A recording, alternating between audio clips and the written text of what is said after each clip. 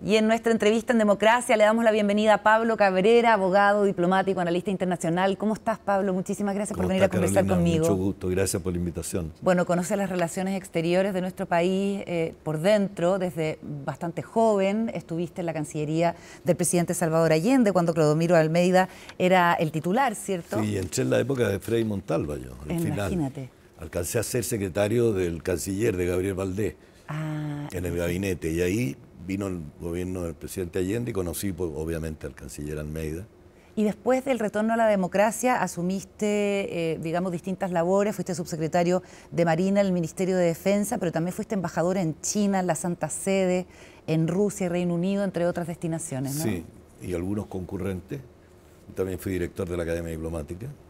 Bueno, y es probablemente un momento en que se hace necesario, muy necesario, hablar de nuestras relaciones internacionales, además en un contexto de un multilateralismo debilitado, ¿cierto? Y con conflictos armados en distintas partes del mundo y además con un protagonismo de Chile en distintas cuestiones. ¿Por dónde partir?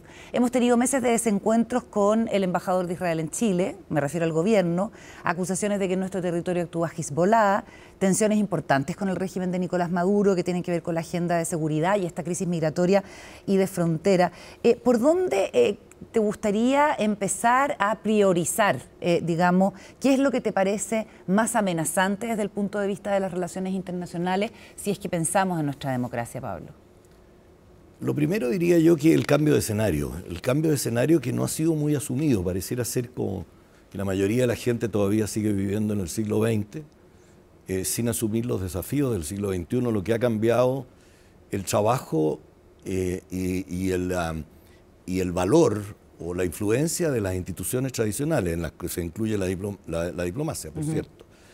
Creo que el cambio de paradigma comunicacional y de relacionamiento entre las personas y entre los estados hizo que las instituciones tradicionales e intermediarias perdieran valor. Yo te pregunto, tú me respondes, quiero saber, la economía de la atención, quiero participar en todo. La emergencia o la incorporación de la opinión pública como actor, otro actor, y también como tercero interesado en cualquier contingencia o participar en cualquier... Entonces, creo que la digitalización cambió el panorama del mundo y situó a la diplomacia en otro contexto. Por eso también la diplomacia no escapa de la emotividad que existe en el ambiente atizado por esta comunicación horizontal, virtual, ¿no? Y han habido otros hechos que además atizan más todavía la emoción, cuando la diplomacia, debería ser más reposada, más de reflexión, no de día a día, no de comentarios muchos, sino que de análisis, donde todavía vale algo la confidencialidad, si bien es cierto, la democracia exige transparencia, y el mundo hoy día, la agenda, exige transparencia, pero dado los intereses en juego, creo que la confidencialidad vale todavía. Ya. Pero cuando se toma la decisión tiene que saberse. Ok. El uso del Twitter por parte de los dignatarios más importantes del mundo, hasta, como tú dices, personas que opinan sobre estas cuestiones, presidentes de la República respondiendo vía Twitter, ¿qué te parece a ti? ¿Ha sido un avance en términos de transparencia o participación ciudadana o un retroceso? Es un hecho de la causa, así que yo creo que hay que trabajar con las demandas y los desafíos que existen. Antes, en la diplomacia y en este tipo de instituciones, las personas de segundo nivel, diríamos, son las que preparaban las agendas para que los presidentes y los dignatarios actuaran en consonancia a los principios, al rigor, a las materias que estaban envueltas, a las negociaciones que se habían hecho. Hoy día es como hay una como respuesta de que los cristales se quebran de arriba para abajo, ¿no? Entonces es la autoridad la que da la tónica y la que tienen que arreglarse son los otros.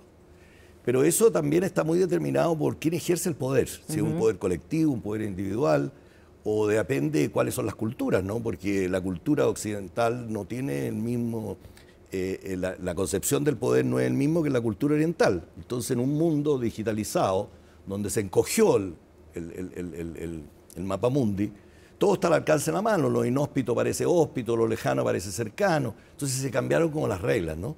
Y de ahí es donde la diplomacia tiene que actuar para amortiguar un poco el impacto y volver a la reflexión, pero no se lo tienen que imponer de afuera, tiene que ser la propia diplomacia la que haga el papel en esta democracia que también se han incorporado nuevos actores. Estábamos acostumbrados a que los actores en la democracia eran las autoridades, los políticos. Y en ese sentido, el presidente Boric, ¿cómo lo has visto a cargo de las relaciones internacionales? Con los episodios que yo mencionaba y que son recientes. El presidente Boric es una persona bastante aguda, creo que es bastante sensible a los temas, pero a veces te muestra un poquito de ansiedad para tomar los temas y es muy color, se le nota mucho su posición.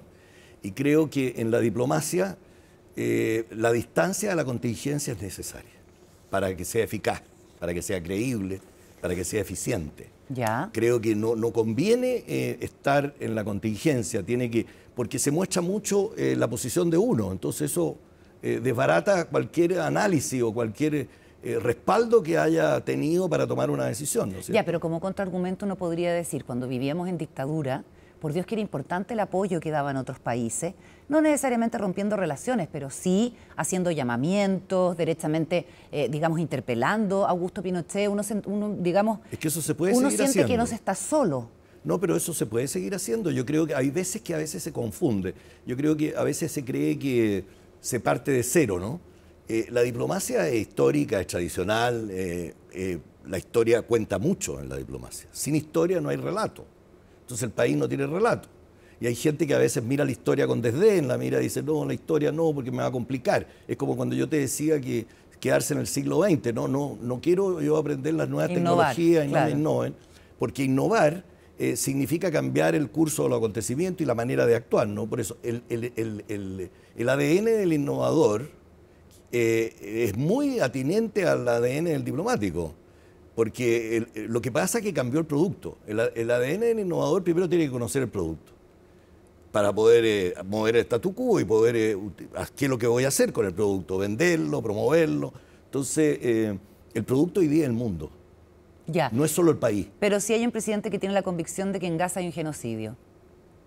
Yo creo que tiene al canciller para poder canalizar, para no producir escozor, porque las relaciones entre los países es muy importante. Y Chile, en su tradición, siempre ha dicho con mucho orgullo que su idea es mantener relaciones, incluido en la dictadura, con todos los países del mundo en la medida que le respeten su situación, su historia, sus características. Pero hoy día eso también tiene algo relativo. Yo estoy de acuerdo contigo. El tema de no inmiscuirse en los asuntos internos de los otros estados es bien difícil no inmiscuirse en los asuntos en globalización. Claro. Por ejemplo, la invasión rusa a Ucrania, por ejemplo, también el presidente pero ha tomado uno puede postura. decir las cosas sin inmiscuirse, pero a donde se inmiscuye naturalmente en los temas de medio ambiente, por ejemplo, los temas de salubridad, salud humana, etcétera, de seguridad humana, el derecho a proteger. Claro. Es cierto, pero cuando se es jefe de Estado y tiene instituciones y tiene Ministerio de Relaciones Exteriores, Ministerio de Relaciones Exteriores la gente a veces tiende a confundirse. El Ministerio de Relaciones Exteriores se llama Ministerio de Relaciones Exteriores porque principalmente su función se hace al exterior. Y al hacerla al exterior tiene que interpretar y conocer muy bien lo que sucede adentro. Por eso el diplomático tiene que conocer muy bien su país, a veces no pasa eso. Ya. Tiene que conocerlo geográficamente, de norte a sur, de este a oeste, con su historia, sus vicisitudes, sus personajes, su sociedad. A veces aparece como medio tirado las mechas, si me permite la expresión, que alguien diga, oye, es que a esa persona uno la conoce, y dice, ¿cómo la conoce? Bueno, porque uno es diplomático. A veces no la conoce personalmente, pero tiene que saber quién es. Se ubica. Claro, tiene que saber ¿El cuáles presidente son. Boric debiera ser más prescindente y dejar más en el canciller el manejo de las relaciones internacionales? Yo creo que él tiene que ejercer un liderazgo, pero más asesorado por la Cancillería. Y yo creo que la Cancillería, a veces las Cancillerías también tienen déficit. Y yo creo que todas las cancillerías hoy día tienen déficit, tienen que ajustar a esto. ¿Por qué? Porque lo que necesita Chile, y ahí eso a lo mejor a tu pregunta puede ser correspondiente a lo que tú preguntas. Yo creo que Chile, en el mundo de hoy, en este mundo desordenado, que al menos hay que buscar ordenarlo y saber dónde uno está, hay que resetear el posicionamiento estratégico del país. Ya. Y yo creo que eso hay un déficit. Tenemos que saber verdaderamente dónde estamos ubicados, cuáles son nuestras fortalezas y tener consenso de nuestra fortaleza y cuáles son nuestras debilidades y tratar de neutralizarlas, las otras enfatizarlas, la fortaleza. Ya, pero Yo entiendo eso como una cuestión que es necesario alcanzar, que es como definir el rol que Chile, dibujar el rol que Chile debiera tener en este momento en el contexto internacional. Pero hay urgencias como lo que ocurre en Venezuela, la expulsión el tren de Aragua, las declaraciones del canciller, lo que dice Nicolás Maduro. Y ahí el presidente toma también harto protagonismo, ¿cierto? Y llama a informar al embajador. Mi pregunta con tu experiencia es, ¿fue un acierto o un desacierto reponer al embajador de Chile en Venezuela, que el último fue Pedro Felipe Ramírez después del gobierno de Michelle Bachelet? Llamar al embajador es un recurso natural que existe en la diplomacia para consultas, que hoy día ha perdido algo de impacto, porque con los viajes, antes, 50 años atrás, era un símbolo llamar al embajador porque habían valijas diplomáticas, no había comunicación telefónica, etcétera. O sea, es menos impactante que una nota de protesta incluso. Hoy día se ha dicho, he oído que muchos comentaristas opinan que es más importante llamar al embajador que una nota de protesta. No. Ah, yo pensaría eso. No, yo creo que al revés, porque la nota de protesta deja la historia, ¿no? Se invita a analizar qué es lo que sucedió. Efectivamente, lo otro se desdibuja con las circunstancias, que es muy evolutivo y va cambiando. Ya. O sea, no queda la constancia, más allá que lo llamaron. A veces te llaman yo cuando era embajador en China me llamaban mucho, pero yo venía por el tema del Tratado de Libre Comercio, a ver cuáles eran las tratativas y las nuevas cosas que había. Un embajador puede ir y venir, una nota de protesta queda. Una nota de protesta queda. En ese sentido, ¿tú crees que se actuó, digamos, con disparidad, que es lo que se acusa desde la oposición al pedir, al enviar una nota de protesta por las declaraciones de Patricia Bullrich en cuanto a la presencia de Hezbollah versus lo que pasó con Venezuela? Claro, yo creo que la oposición o los parlamentarios deberían haber consultado a la Cancillería antes. ¿Cuáles son los trabajos que se han hecho con Venezuela y cuál es la historia de la relación con Venezuela y qué se está haciendo en ese sentido? Porque hay muchas cosas que se están haciendo. Y yo creo que ese es el valor de haber restaurado las relaciones a nivel de embajador con Venezuela. Era la interlocución que hace una persona que viene con el respaldo de la institucionalidad chilena, no solo del presidente, sino que de la institucionalidad de un embajador, en cuanto a poder dialogar y en cuanto a lograr y promover el interés nacional y también matizar situaciones de desencuentro y también defender a los connacionales y el interés nacional de todos los chilenos.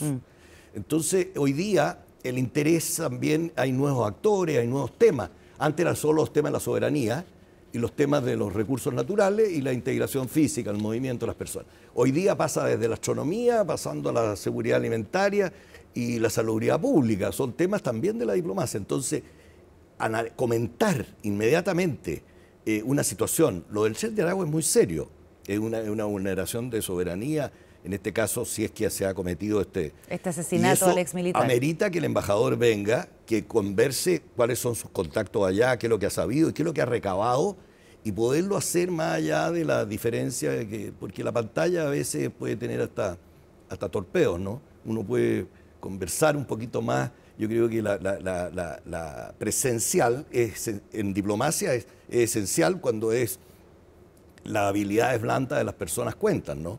En lo que se refiere a la disuasión, al convencimiento, a la capacidad de percepción o de entrega de información o de entregar una asesoría para tomar un curso de acción, muy importante. Pero otra cosa son los parlamentarios. Yo creo que aquí se confunde a veces la diplomacia. La diplomacia no tiene calificativo. Y aquí por muchas razones, pero la diplomacia es más silenciosa, no siempre no tiene que estar saliendo a la contingencia, a conversar. Se habla de diplomacia parlamentaria, diplomacia militar, diplomacia cultural.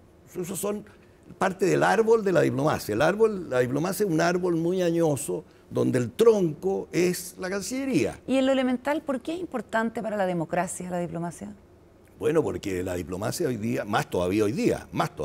¿Por qué? Porque el común de la gente, la comunidad, debe incorporarse, y ha de incorporarse como contribuyente o también coadyuvadora a la labor diplomática. Las comunidades nacionales en el exterior deberían ser utilizadas por las embajadas, pero con mucha asiduidad y con mucha periodicidad.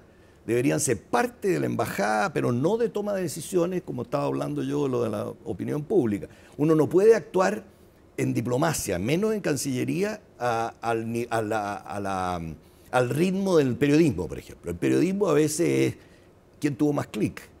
Y quién tuvo más clic, quién tuvo mejor título. Pero no, pues, la Cancillería justamente no debe buscar los clics, debe buscar justamente y tú dices el interés incorporar permanente. a las comunidades nacionales Por en otros supuesto, países. la diplomacia ciudadana. Para distintas acciones y qué sé A yo. tu pregunta inicial, yo diría que ese es el gran cambio. En democracia es la diplomacia ciudadana, la participación y también, ojalá, oír a las periferias. La diplomacia era muy elitista, tradicionalmente. Claro. Entonces, al ser muy elitista, era muy centralista también. Comunicación con el poder, poniendo en Chile la moneda, el Senado, la Cámara de Diputados, el Poder Judicial, un poco saber, pero hoy día se han incorporado todos. Entonces, el hombre de a pie se incorpora y ojalá las periferias. Y otro fenómeno que está pasando es ciertos discursos políticos extremos que desdeñan de la comunidad internacional, critican a las Naciones Unidas, dicen que los objetivos de desarrollo sustentable del 2030 de la ONU son pura ideología. ¿Cómo ves este como disvalor o esta como campaña de desprestigio a lo que es el multilateralismo por cierto sector político? Bueno, porque el multilateralismo, bueno, eso es muy malo, pero yo creo que ahí está la labor de la difusión, ¿no? El mensaje que hay que transmitir. Yo creo que la diplomacia está muy subvalorada por la opinión pública en general. Yo creo que ha sido por culpa a veces de la propia diplomacia o por los hechos y las circunstancias de que a veces se requieren soluciones inmediatas. La gente está pensando, aquí hay una oposición entre percepción y realidad. Se trabaja en la realidad, pero la gente actúa mucho por percepción. Y eso no lo puede hacer la diplomacia.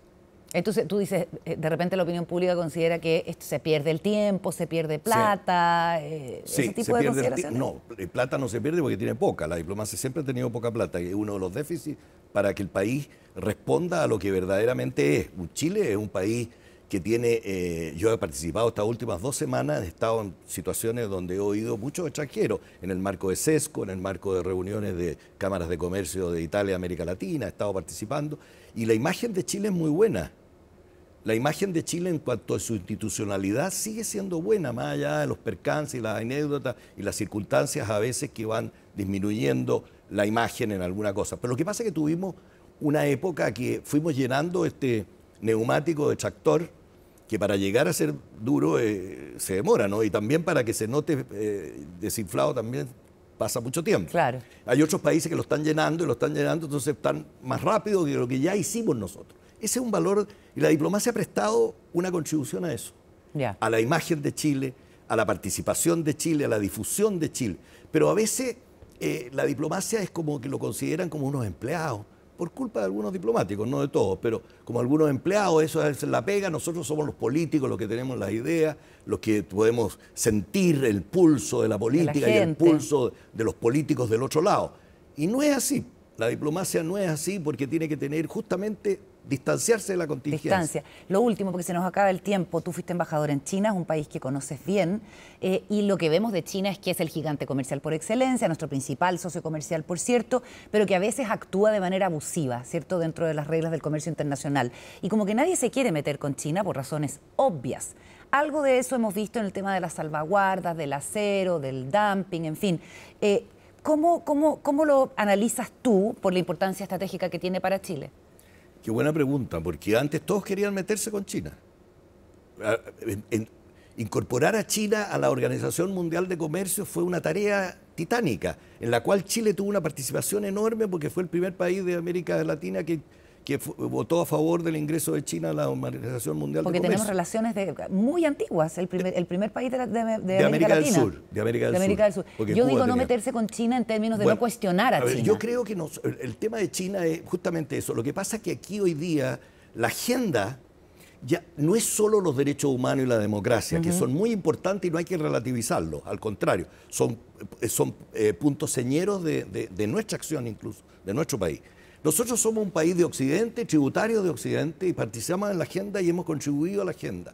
Pero desde hace un tiempo a esta parte tenemos un cambio de paradigma en lo que se refiere a nuestra ubicación geográfica, el valor de la ubicación geográfica y las características de nuestro territorio, que nos ubican como un actor importante en el teatro de operaciones más significativo del mundo, que es el Océano Pacífico. Somos ribereños del Océano Pacífico.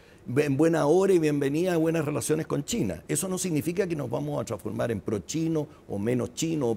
Nosotros tenemos características, historia y valores y territorio para ser independientes frente a este tironeo, si me permite, entre grandes potencias o entre esta discusión sobre la agenda global. Yo creo que con China tenemos que tener una relación amistosa, como la hemos tenido desde que inauguramos las relaciones hace 50 años. Debemos contribuir a expandir el comercio y sin pensar que nos están copando. Nosotros tenemos una posición estratégica, geográfica y un territorio tridimensional, antártico, continental y marítimo insular, de proyección estratégica enorme, donde convergen los 2/3 del Producto Mundial y las 2/3 partes de la población mundial. Entonces, tenemos ese plus por ser eminentemente marítimo, de mar abierto, y con minerales, con desiertos, con volcanes, con agua, con hielos eternos, cerca de la Antártica, etcétera. Tenemos unas fortalezas enormes para poder participar en la agenda global con independencia y con mucha amistad frente a China, Estados Unidos y a Europa.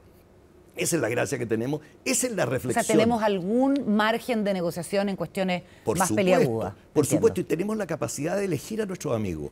Creo que nosotros, el hecho, ya por poner un ejemplo que está tan de moda, el hecho de tener cobre, litio, tierras raras, ya nos da una autoridad en el diálogo internacional frente a lo que es el desarrollo tecnológico que está copando las actividades de políticas sociales y económicas. Entonces, tenemos un valor geoestratégico tremendamente importante que podemos no transformarnos en líderes de nada, coordinar.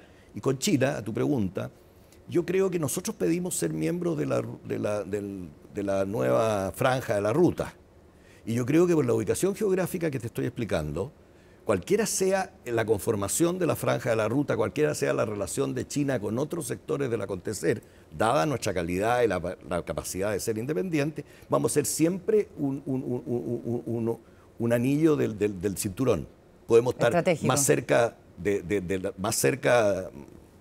la cintura o siempre lejos, cerca de la cintura o más lejos, de acuerdo a cuál es la circunferencia de la ruta. Entiendo. Y eso es importante.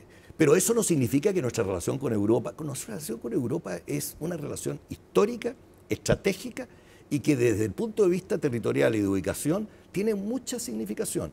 No hay que elegir en el fondo. No hay que elegir. Fíjate que nosotros esta vertiente atlántica de país de mar abierto por antonomasia nos da una posición estratégica de cara a Europa cuando los dos grandes países de Europa son de vertiente atlántica, que son Brasil y Argentina. Correcto. Y yo creo que todos esos temas son temas que debe analizar no solo la Cancillería, y ojalá contarlos, que lo está analizando, y decir con quién lo analiza, aquí no sobra nadie, y también los parlamentarios, y también el gobierno. Entonces yo estoy seguro que las posiciones del presidente Boric, que tiene una imagen estupenda en Europa, estupenda en China, acaba de estar en provincias en China y hizo una excelente exposición sobre Chile y su aproximación a China. En Europa cuando fue a esta visita donde se abrió el nuevo esquema de la cooperación con Europa, que esperemos que se ratifique pronto, el tratado de la Unión Europea. Hoy día venía en el diario que a lo mejor se postergaba, supongo que serán por cosas de estudio del programa nomás, pero creo que le dijeron que Chile era un centro de atención de Europa y un socio importantísimo estratégico, y además le agregaron que éramos un país bendito por la naturaleza, cuando los temas principales son el cambio climático, son la supervivencia de la población y el hidrógeno verde, la tecnología. Fíjate que si tú miras, yo he estado leyendo ahora en los temas de la nueva geopolítica, ¿cuáles son los grandes desafíos del mundo? Los temas financieros y los temas de la geopolítica. Todos los temas de la geopolítica nosotros, como país, en la ubicación geográfica que tenemos, son importantes. Fíjate que Punta Arenas, por el tema del cambio climático, de que está muy difícil la ruta del Canal de Panamá, el tema de la guerra en otros mares, la ruta oceánica, nosotros tenemos una posición privilegiada y Punta Arenas tiene energía, tiene vientos, y hacer un puerto en Punta Arenas tiene una proyección enorme. Cuando se están haciendo puertos en Perú, cuando están tratando de hacer puertos en Argentina, y puertos en Guyana, y puertos en otras partes. O sea, creo que empecemos a pensar que la diplomacia vale, tiene historia, está desafiada por la tecnología y está desafiada por la digitalización, que hay una nueva manera de comunicarse, hay unos nuevos paradigmas, pero que se requiere expertise, se requiere habilidades blandas, se requiere estudio y se requiere conocimiento del producto, redes de contacto y se requiere también experiencia para poder analizarla. Muchísimas gracias, Pablo, por la conversación. Hasta la próxima. Gracias a ti, Carolina.